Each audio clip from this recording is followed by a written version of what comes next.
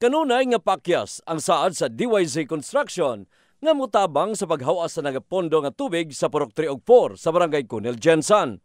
Sumala ni Kagawad Paler nga nagasaad lang ang kontraktor nga mutabang sa pagsulbad sa problema maong nagpatabang na sila sa LGU.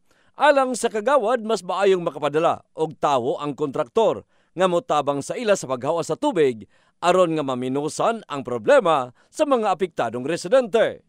Ang akong complaint dito nga hangyo ang barangay mapangitaan og pagining concern sa mga tao na maglisod sila gagi.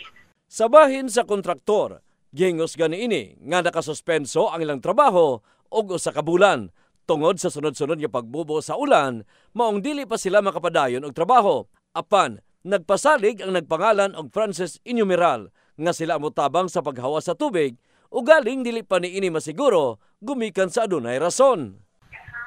Magtawag sa ako nga na service sa akong mga boss. Samtang ang labaw sa CEO nagpasalig nga ginapalihok na niini ang iyang mga sakop kalabutan sa maong problema.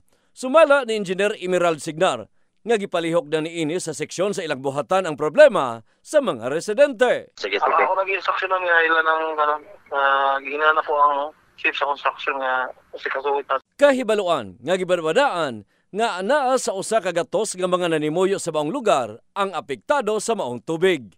In the heart of changing lives, kini si Brigada Danny Casi, Brigada News.